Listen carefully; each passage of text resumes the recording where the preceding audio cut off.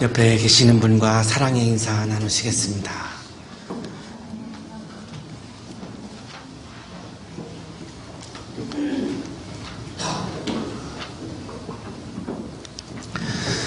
게오르기오라고 하는 분은 루마니아의 한구라고 하는 그런 산마을에서 태어났습니다.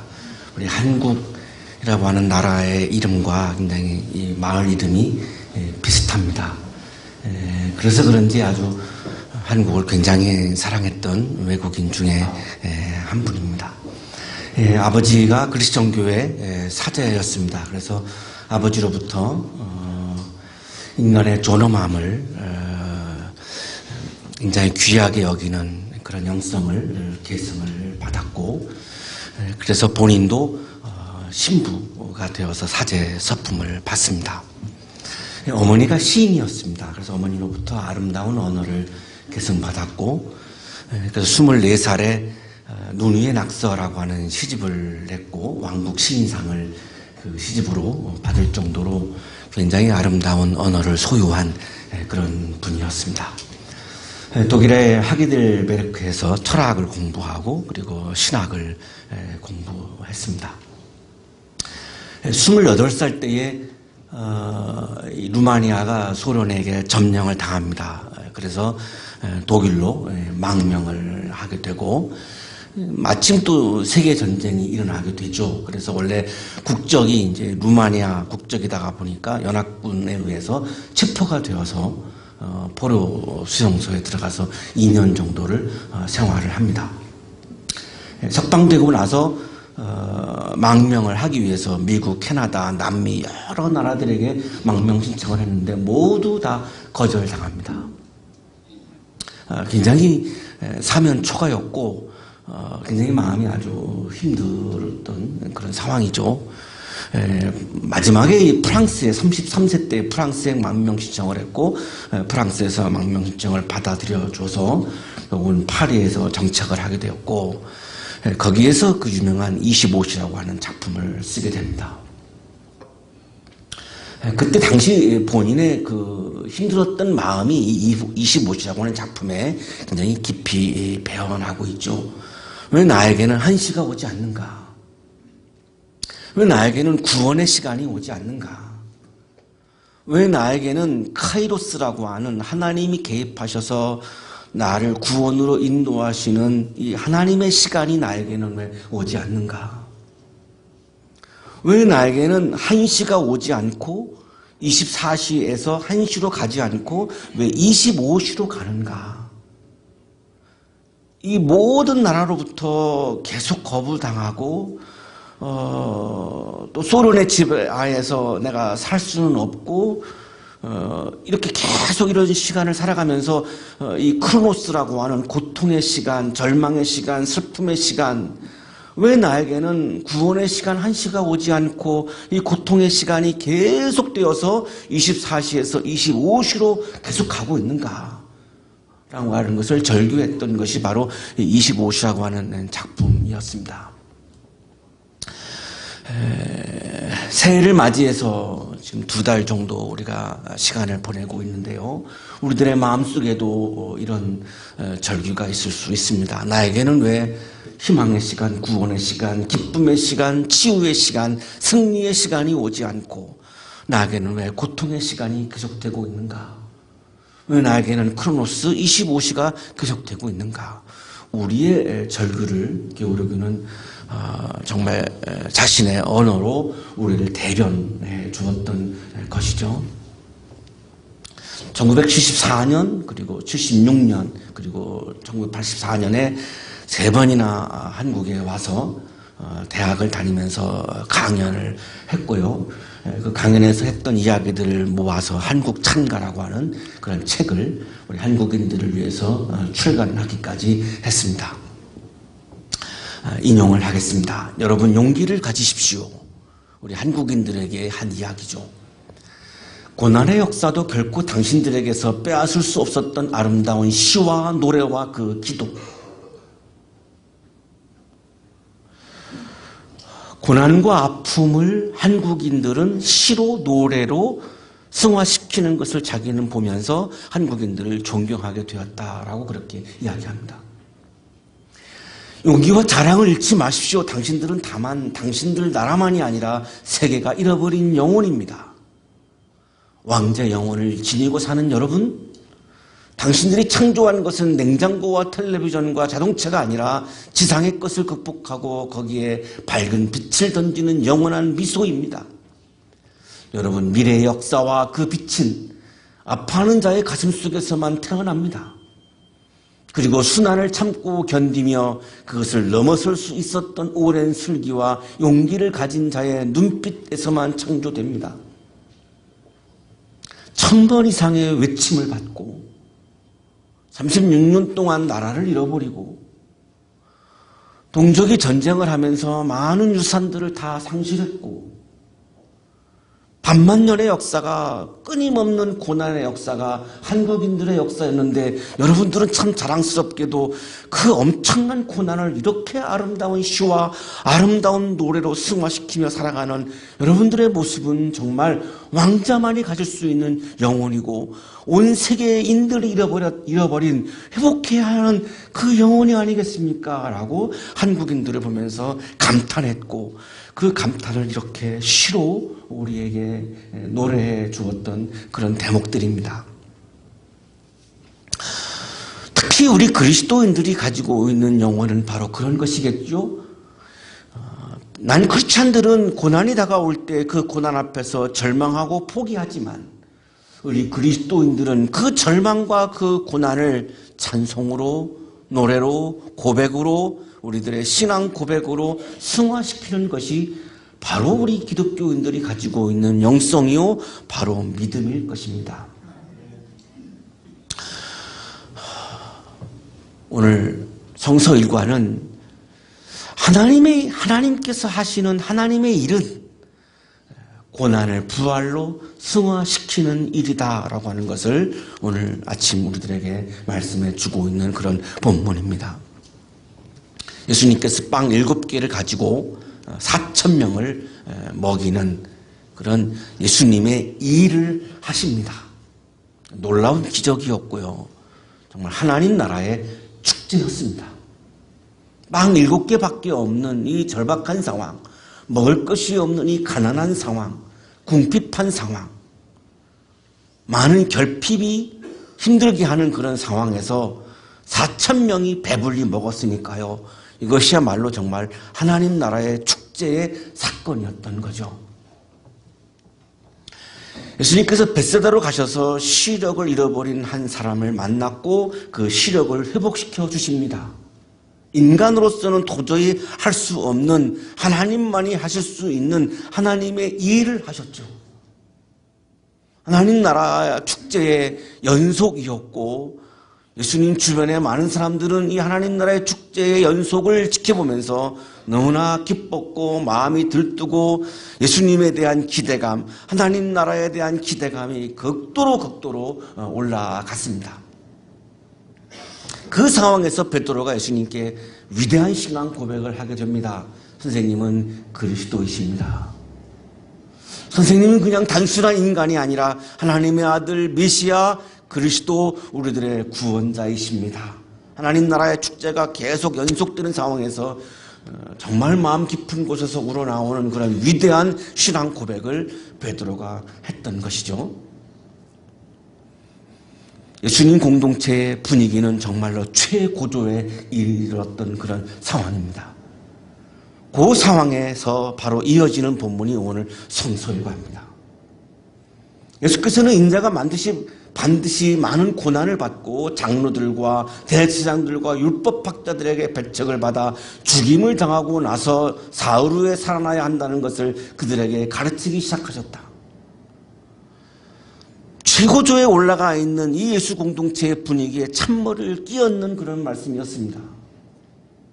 4,000명이 먹고요, 앉은 눈먼 자가 눈을 뜨게 되고, 이런 기적을 경험하면서 예수님의 제자들은 정말 이제 이 예수님이 이 나라의 왕이 될 것이고, 예수님이 왕이 되면 우리는 권력을 얻을 수 있을 것이고, 이 권력을 얻고 나면 우리가 할 수 있는 일들이 많을 것이고, 정말로 엄청난 기대감을 갖고 막 최고조에 올라있는 이 상황에서 예수님이 하신 말씀은 내가 십자가에서 죽는다라고 하는 말씀을 하는 겁니다.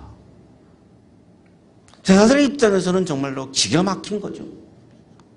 어떻게 이 상황에서 이런 말씀을 할 수 있습니까?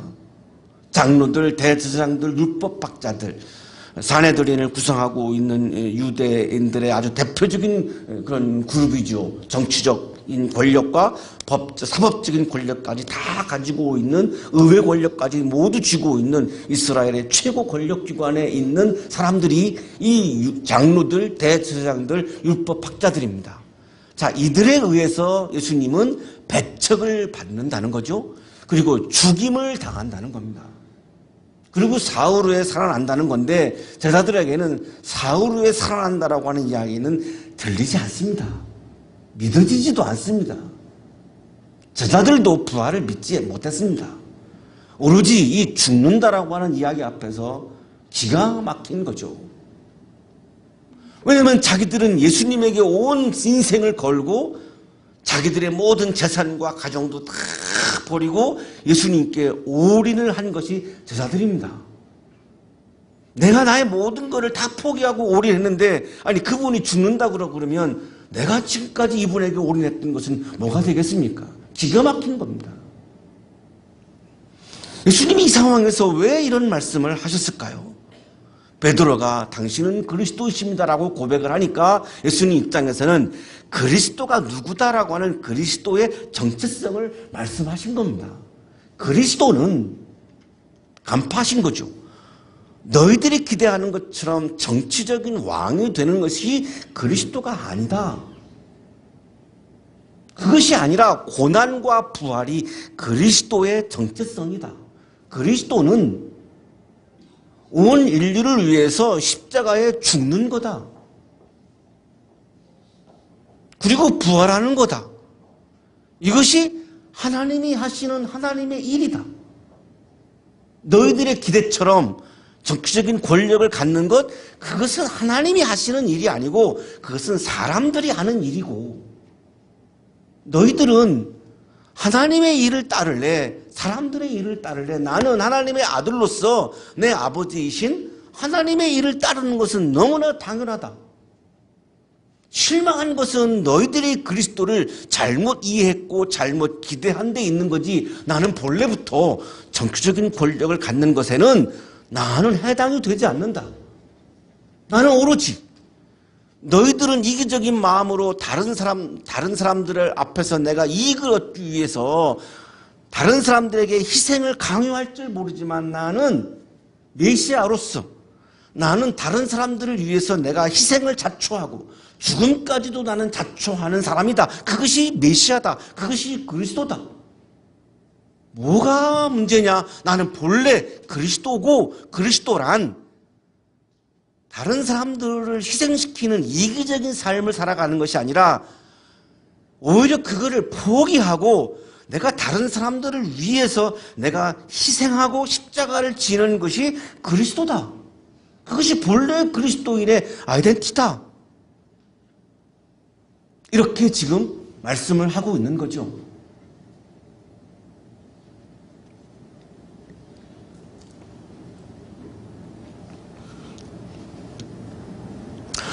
그리스도인들 중에는 아직도 그리스도를 나의 이익을 위해서 이용하는 존재로 여기는 분들도 있는 것 같습니다.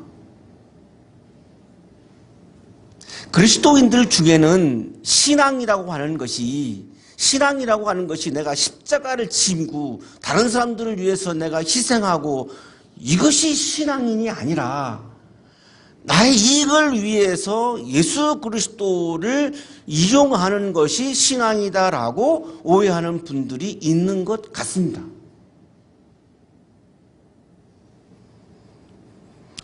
그렇게 생각하는 것은 자유입니다만 분명한 것은 성서적으로 볼 때에 그것은 신앙이 아니라고 해야 합니다. 그거는 내가 인간적으로 이기적인 마음이다라고 하는 것을 내가 인정을 해야지 그렇게 마음을 갖는 것은 자유이기 때문에 저로서도 그거는 개입할 수가 없습니다. 간섭할 수도 없습니다. 그러나 그것을 신앙이라고 주장하는 것에 대해서는 동의할 수 없습니다. 어떻게 그것이 신앙이겠습니까? 예수님은 지금 내가 그리스도인데 네가 고백했지 내가 그리스도라고. 근데 그리스도는 뭐냐? 나의 이익을 위해서 너를 희생시키는 사람이 아니라 많은 사람들의 유익함과 많은 사람들의 구원을 위해서 많은 사람들의 기쁨을 위해서 내가 희생하고 십자가를 지는 것이 그리스도다라고 지금 이렇게 밝히고 있습니다. 그럼 신앙은 그리스도를 믿고 그리스도를 따르는 것이 신앙이죠. 기독교 신앙이 뭐죠? 그리스도인의 신앙이 뭡니까? 예수를 믿고 예수를 따르는 건데 그 예수는 그리스도죠. 그 그리스도의 정체성은 십자가를 지는 거죠. 그런데 어떻게 내가 다른 사람들, 내 이익을 위해서 다른 사람들을 희생시키고 내 이익을 위해서 예수님을 이용하는 것을 어떻게 신앙이라고 말할 수 있을까요? 그것은 동의할 수 없습니다. 이 제자들의 마음은 모든 것을 다 내던지고 예수를 따랐을 정도로 믿음이 좋았다고 할 수 있는 사람들이죠. 베드로는 당신은 그리스도이십니다라고 위대한 고백을 했을 정도로 믿음이 훌륭했던 사람이 맞습니다. 그런데 예수님은 지금 그들에게 너희들의 믿음은 믿음이 아니야 이렇게 말씀하고 있는 겁니다. 하물며 우리들에게도 그렇게 말씀할 수 있는 거죠. 제자들은 충격이었죠. 제가 이렇게 설교하는 시간에 어떤 그리스도인들은 충격을 받을 수도 있죠. 내가 생각했던 믿음은 내가 나의 이익을 위해서 예수님을 이용해서 내가 축복을 받는 건데 왜 그것을 신앙이 아니라고 하십니까? 라고 충격을 받을 수도 있겠죠. 제자들도 그 당시에 충격을 받은 거죠. 예수님으로부터 배신감까지도 아마 느꼈겠죠. 그래서 이 베드로가 예수님을 바싹 잡아당기고 성서학자들은 이게 베드로가 예수님을 끌고 둘만이 있는 곳으로 갔다고 그렇게 해석까지도 합니다. 왜냐하면 그에게 항의했다라고 하는 이 말씀이 에피티만인데 이거는 그냥 선수가 심판한테 항의하는 그런 항의가 아니라 막 나무라고 꾸짖고 하는 톤의 그런 항의입니다. 왜냐하면 예수님이 사탄을 꾸짖을 때의 단어가 에피티메센인데 여기 지금 에피티만 비슷한 류의 지금 항의이기 때문에 사탄에게 꾸짖는 그런 분위기로 지금 예수님께 막 항의를 하는 거죠. 그럴 수밖에 없죠. 베드로의 입장에서는 자기가 그물을 다 버리고 배도 버리고 다 가정도 버리고 예수님을 따랐는데 예수님이 죽는다고 하시니까 그 정도 항의도 사실은 부족하다고 생각할 수 있죠. 예수님께서는 그리스도로서 이웃을 위해서 내가 십자가를 지는 하나님 나라를 지향하고 있었지만 제자들은 세상의 권력을 얻는 나의 나라를 지향하고 있었던 것이죠. 자, 이것에 대해서 예수님은 신앙이라고 동의하지 않으시는 겁니다.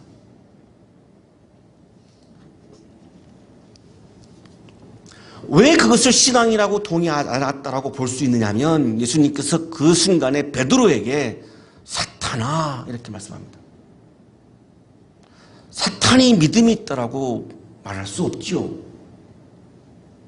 그냥 믿음이 없는 정도가 아니라 오히려 예수님은 지금 이 베드로에게 당신은 그리스도이십니다라고 고백을 한 그 베드로에게 예수님은 사탄아 이렇게 말씀하셨거든요. 12제자 중에서 가장 믿음이 좋다고 하는 수제자이고 당신은 그리스도십니다라고 유일하게 12제자 중에서 유일하게 고백했던 베드로이죠. 근데 그 베드로에게 그리스도이십니다라고 고백한 바로 그 다음 이어서 예수님은 지금 사탄아 이렇게 말씀하고 있습니다. 왜 예수님은 베드로에게 사탄아 내 뒤로 물러가라 너는 하나님의 일을 생각하지 않고 사람의 일만 생각하는구나 라고 말씀할까요? 하나님의 일을 생각하지 않고 사람의 일을 생각하는 것을 예수님은 사탄이라고 규정하고 있는 거죠. 어떤 분들은 사탄을 찾고 뿔 달리는 어떤 존재로 자꾸 생각을 하시는 분들이 있는데, 예수님이 여기 말씀을 보면 예수님이 말씀하시는 사탄은 하나님의 일을 외면하고 사람의 일만 추구하는 것을 사탄이라고 말하고 있죠. 그 사탄을 우리가 신앙이라고 말한다면 예수님의 말씀을 부인하게 됩니다. 내가 예수님을 위해서 내가 희생하고, 예수님을 위해서 내가 예배드리고, 예수님을 위해서 내가 헌신하고, 예수님을 위해서 내가 손해도 보고 하는 것이 신앙인데, 내가 이익을 보기 위해서 예수님을 이용하는 것을 신앙이라고 우리가 여긴다 생각한다면 그것은 우리가 예수님의 말씀을 부정하게 됩니다. 굉장히 엄청난 오류에 빠져버리게 됩니다. 오늘 말씀에서 중요한 것은 하나님의 일은 뭐고 사람의 일은 뭐지라고 하는 겁니다. 왜냐하면 예수님께서 하나님의 일을 외면하고 사람의 일만 생각하는 것을 사탄이라고 지금 말씀하고 있기 때문에 여기서 말씀하시는 하나님의 일은 뭐고 사람의 일은 뭘까라고 하는 것이 중요한데요. 일단 앞에 있었던 것을 우리가 본다면 하나님의 일은 뭐냐면 고난과 부활이죠. 예수님이 그렇게 말씀하신 거죠. 나는 십자가에 죽는다. 그리고 사흘 만에 부활한다. 이렇게 말씀하셨죠. 그러니까 그것이 하나님의 일은 지금 틀림이 없습니다. 하나님의 일은 십자가와 부활이라는 겁니다. 십자가는 내가 다른 사람들을 위해서, 하나님을 위해서 내가 희생하는 겁니다. 나의 이익을 위해서 다른 사람을 희생시키는 것은 십자가가 아니죠. 자, 그리스도인이라고 하는 것은 신앙이 없는 사람들하고 달라야 할 것은 뭐냐면, 우리가 속해 있는 공동체에서 그리스도인들이 가장 먼저 내가 손해를 보면서까지도 내가 희생을 하고 십자가를 지는 사람들이 그리스도인입니다. 그런데 얄밉게 그리스도인이라고 하는 분들이 아주 얄미울 정도로 우리가 살고 있는 공동체에서 희생하지 않고 나의 이익만 추구하고 다른 사람들을 희생시킨다면 그것은 그리스도인이라고 말할 수 없다는 말씀을 지금 예수님이 하시는 거죠. 가장 우리 그리스도인들은 공동체에서 희생을 해야 하는 사람들입니다. 그걸 우리가 각오한 사람들입니다. 근데 희생하지 않고 내가 다른 사람들만 희생시키고 나의 이익만 보겠다. 나는 예수님을 희생시키면서까지 내가 축복만 받겠다. 이것은 하나님의 일이 아니라고 지금 말씀하는 거죠. 고난과 부활이 하나님의 일이라는 겁니다. 그렇게 되면 우리가 희생하면 십자가를 지면 하나님은 어떤 일을 하시느냐? 사흘 만에 자기가 스스로 죽인 그 사람을 부활시켜서 승리하게 하시는 일을 하나님은 하신다는 겁니다. 그거를 믿는 게 기독교 신앙입니다. 그 믿음이 있기에 내가 희생할 수 있고 그 믿음이 있기에 내가 십자가를 질 수 있는 거죠. 부활의 믿음이 없으면 내가 그 희생을 할 수도 없고 십자가를 질 수도 없지만 그 부활을 믿는다면 기꺼이 내가 기쁨으로 희생도 하고 십자가를 질 수도 있는 거죠. 한 걸음 더 들어가 보겠습니다. 항의하는 베드로에게 예수님에게 이제 꾸짖습니다. 에피티메센입니다. 이 에피티메센이 사탄들을 꾸짖을 때 했던 용어입니다. 복음서에서. 그래서 아주 노골적으로 예수님이 지금 사탄이라고 베드로에게 말씀을 하고 있고, 내 앞에서 사라져라 이렇게 말씀합니다. 내 앞에서 사라져라. 무슨 말씀이죠? 베드로가 예수님 앞에 있었던 겁니다. 예수님 뒤에 있지 않고 예수님의 앞에서 예수님의 일을 방해하고 있는 거죠. 예수님의 일은 뭐죠? 십자가를 지는 것과 부활하는 거죠. 이거를 지금 방해하는 거예요. 왜 방해합니까? 십자가에 죽으시면 세상의 권력을 얻는 것을 할 수가 없기 때문에 예수님 앞에서 예수님을 지금 가로막고 있는 거예요. 그래서 내 앞에서 사라져라 지금 말씀하는 거죠. 내 뒤로 가 이렇게 말씀하는 거죠. 우리가 예수님을 이용하려고 마음 먹으면, 내가 희생을 하지 않으려고 마음 먹으면, 내가 십자가를 지으려고 마음 먹지 아니하면 나도 모르는 사이에 우리는 예수님 앞에 서게 됩니다. 예수님 앞에서 뭘 하게 되죠? 예수님의 일을 가로막게 됩니다. 사탄은 히브리어이고요. 헬라어로는 사타나인데 대적자를 의미합니다. 예수님께서 그리스도라고 신앙 고백했던 베드로가 예수를 대적하는 사탄의 지배를 받고 있는 거죠. 요 바로 앞에서 그리스도라고 어마어마한 신앙 고백을 했는데 지금은 사탄의 지배를 받고 있어요. 그렇다면 우리는 신앙 고백이 있기 때문에 이 자리에 나왔습니다. 저는 목사이기 때문에 지금 설교를 하고 있습니다. 그러나 설교가 끝난 다음 저는 사탄의 지배를 받을 수 있는 가능성이 열려져 있는 거죠. 베드로도 그랬는데 저 같은 사람은 말할 것도 없어요. 설교가 끝나고 예배가 끝난 이후에 저는 사탄의 지배를 받을 수 있습니다. 예수님이 저보고 이 사탄아라고 말할 수 있는 거죠. 베드로도 그랬는데 저 같은 사람은 말할 것도 없습니다. 제가 예수님 앞에서 예수님의 일을 가로막으면 사탄의 지배를 받고 있는 거죠. 그 예수님의 일은 고난과 부활이에요. 고난과 부활을 외면하고 십자가를 지는 것을 외면하고 내가 희생하는 것을 외면하고 오로지 나의 이익을 위해서 아주 이기적인 마음으로 그 예수님의 고난을 모독하고 예수님의 고난을 빛나지 않도록 어둡게 만들어버리고 가로막아버리면 저는 사탄의 지배를 받고 있는 거죠. 교회는 세상 사람들로부터 이기적이다라고 하는 평가를 받는 순간 사탄의 지배를 받는 거죠. 그리스도인이란 저 사람은 참 이기적이야 라고 하는 평가를 받는 순간 사탄의 지배를 받는 상황에 놓이게 되는 거죠. 트리니티 웨스턴 대학교 에반스 교수의 주석입니다. 문맥상으로 말하는 하나님의 일들의 내용은 예수의 고난과 죽음의 필연성과 관련이 있는 것으로 정의한다. 사람의 일들은 로마인이든 유대인이든 권력을 획득하고 휘두르는 것을 지향한다. 내가 권력을 얻기 위해서, 내가 재물을 얻기 위해서 내가 예수님을 이용하고 다른 사람들을 이용하는 것은 사람의 일이라고 말씀하고 있는 거죠. 하나님의 일은 내가 정말로 예수를 믿기에 예수님을 따라가야 하기 때문에 예수님이 십자가를 지신 것까지도 내가 따라가기 위해서 내가 기꺼이 기쁨으로 십자가도 지고 희생도 내가 짊어지고 다른 사람들의 기쁨을 위해서 주님의 기쁨을 위해서 내가 얼마든지 기꺼이 희생하고 헌신하고 내가 손해도 볼 수 있는 것, 이것이 하나님의 일이라고 말씀하는 거다라고 주석하고 있습니다. 고난과 부활은 하나님의 일이고 이기적으로 내가 다른 사람을 희생시켜서 내가 어떤 권력을 얻고 재물을 얻으려고 하는 것은 사람의 일이다. 지금 이렇게 말씀하고 있는 것이 분명해지고 있습니다. 고난 속의 부활의 아침이 찾아오게 하는 것, 이것이 하나님의 일입니다. 그렇다면 교회가 해야 하는 일은, 그리스도인이 해야 하는 일은 우리 주변에 고난을 당하고 있는 사람의 삶 속에 부활의 희망이 오도록, 부활의 아침이 오도록 고난을 시로 승화시키고 노래로 승화시킨다라고 게오르가 얘기한 것처럼 내 주변에 고난을 당하고 있는 사람에게 찾아가서 그 고난 속에 부활의 아침이 올 수 있도록 기도해주고 격려해주고 협조해주고 함께 힘을 합쳐주는 것, 이것이 바로 교회와 그리스도인이 해야 하는 하나님의 일인 것이죠.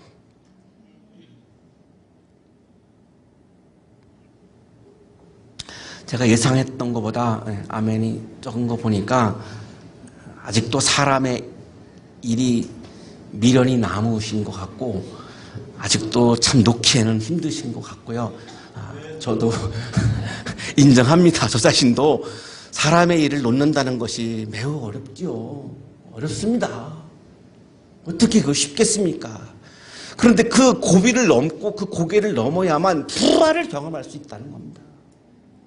부활을 경험하지 못하면 기독교가 아닙니다. 기독교는 부활로 출발한 종교예요. 그러나 십자가를 지는 것을 내가 감당하지 못하면, 그걸 내가 결단하지 못하면 부활은 경험할 수가 없습니다. 베드로는 자신이 권력을 획득하는 사람의 일만 보고 고난 속에 부활의 아침이 찾아와서 하나님의 나라가 이루어지는 하나님의 일을 보지 못했습니다. 이것이 베드로의 비극이었습니다. 박수함 교수의 주석입니다. 베드로가 예수의 고난과 죽음의 길을 거부한 그것은 바로 자신의 이익과 영화를 추구하는 사람의 일이었던 것이다.